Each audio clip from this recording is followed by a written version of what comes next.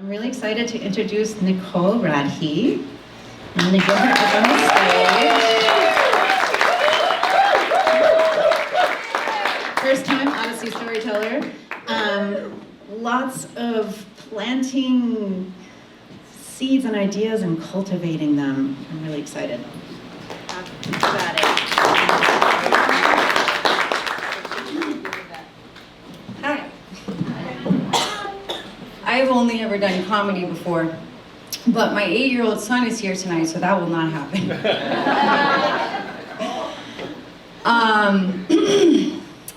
So it was November 2018, and I woke up at 3 a.m.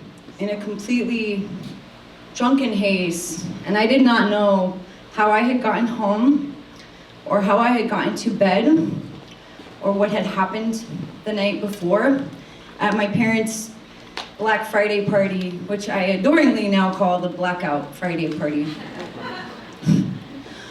It was the 4th weekend in a row that month that I had drank so much that I couldn't remember what had happened for a solid 8 hours of my life. And I must have woken my husband up when I was tossing and turning in that amazing drunken sleep that we get when we, drink too much. But he turned over and he looked at me and he said, in the most serious voice and face I had ever seen, he said, "Honey, I think we need to get you some help." And I thought about it for the rest of that morning. I went back to sleep, in and out of sleep. And I thought about it for the rest of the morning, and I could not imagine what a life would look like for me without alcohol and substances. Because that is how I grew up. That is all I had ever known.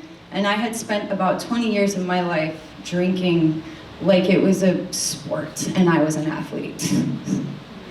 So the rest of the morning was an actual just shame-filled couple of hours. And then I got a nightmarish phone call that I will never forget that changed my life forever too. My brother had been trying to get a hold of me the whole night, but of course I was too drunk to answer the phone, so I did not get to talk to him until later on that morning. His father, my stepdad, had passed away after a night of drinking in Korea when he was celebrating his birthday. And this just so happened to be on the same date in November that our mother had passed away from alcoholism 20 years before when we were kids.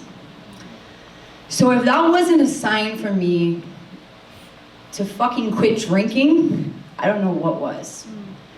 So that day, I decided to completely quit drinking forever. Thank you.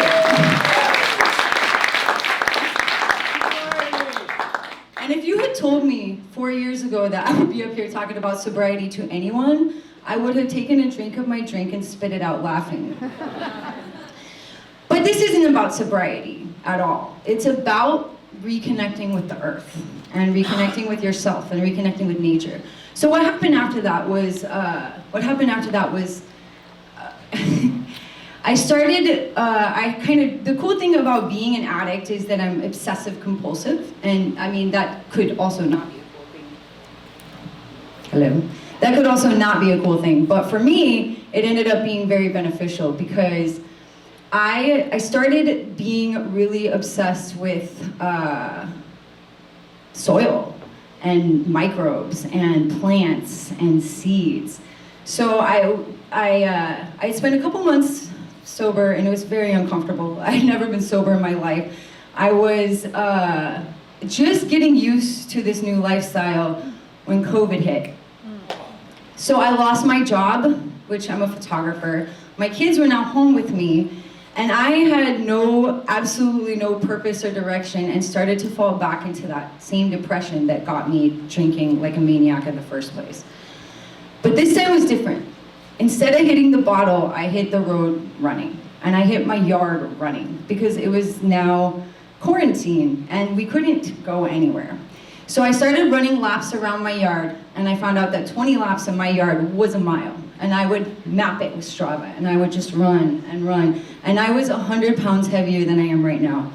I was, so I really hit the pavement hard. But I started being obsessed with the little plants that were growing in my yard, and there wasn't much. I had lived in this house for 6 years and spent the entire time drinking, apparently, because I never did anything else. The yard was bare, everything was desertified, and but then it was April 2020, so things started popping up in like little wildflowers, and I'd identify them, and then I'd save the seeds, and then I'd grow the seeds, and then I'd share the seeds. And I remember that I had worked a wedding where we were given, my partner and I, Ariel, were given packs of sunflower seeds because a lot of people didn't show up to the wedding. So I think I ended up taking home like 10 packs of sunflower seeds that day. And it was about a month that I had had them, and I was like so excited. So I went to plant these seeds. I had never really grown anything before. And when those sunflowers grew, it was the most amazing thing I had ever seen in my life. And those packs of free sunflower seeds that I received I found a new addiction. I found a new way to spend every single moment that I had previously spent partying.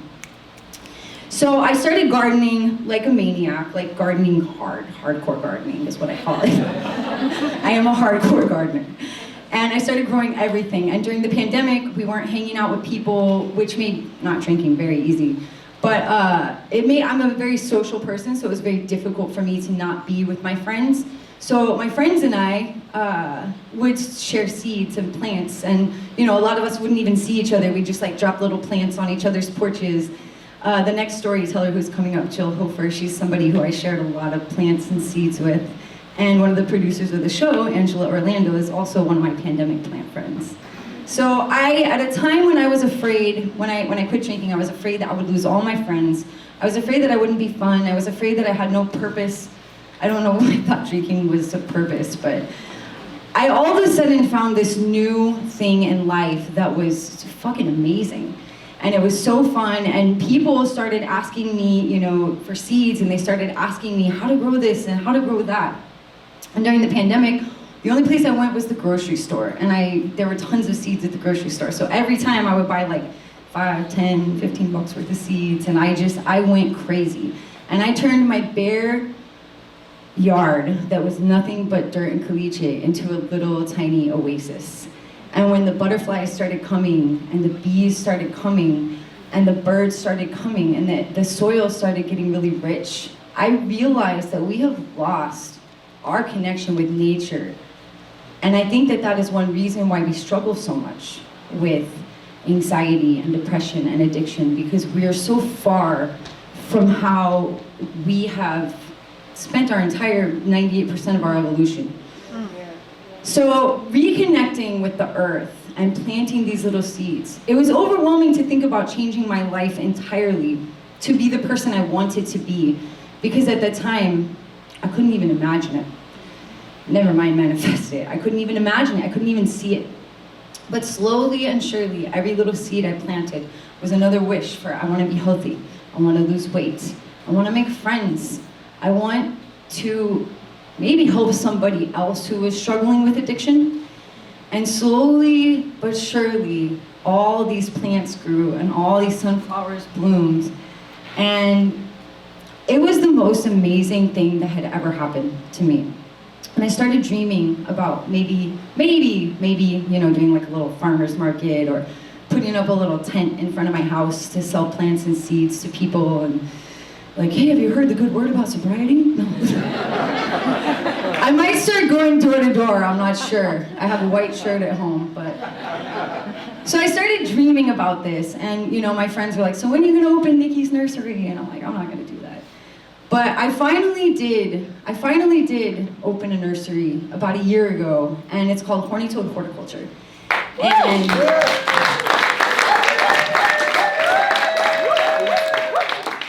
thank you. And I did lose 100 pounds. And I did quit drinking and using a lot of other substances that I don't even want to talk about here tonight. But I didn't do it overnight. I did it little by little. I did it seed by seed. And that is how I was able to not be completely fucking overwhelmed with a life overhaul that I couldn't even imagine. But I learned a lot about plants. I learned a lot about plants that, is my time up? My time's up? No. Okay, yeah. My time's almost up. Here's some things I learned about plants that are really important, that I really want to share before I get off the stage. A seed is an embryo. It's alive. It breathes. It has complete instructions for growing, but it has to have the right environment to grow. So when I thought I was broken and I thought there was something wrong with me, which I believed for possibly my entire life, I didn't know that it was the environment that I grew up in that made me the way I was, and that made me not understand how to be any different way. So in order to grow a beautiful plant, you have to give it the right environment, and you have to give it the right nurturing. And if you don't, you're not gonna have a beautiful plant. You're gonna have a really ugly, gimpy looking plant. So it's really important to know that when a plant is unhappy, it's not the plant you fix. There's nothing wrong with the plant. It's the environment that the plant lives in. And that is the thing I learned from gardening, and that is the thing that I would really, really, really like to share with anybody who's struggling with addiction, is that you're not broken and there's nothing wrong with you. You just need to plant a lot of plants and make yourself a really beautiful environment.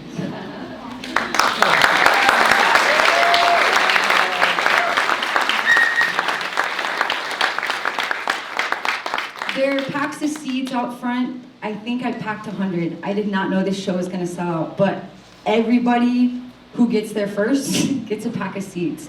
So please take them. I grew them, I nourished them, and I packed them, and I really appreciate everybody coming tonight to listen to this.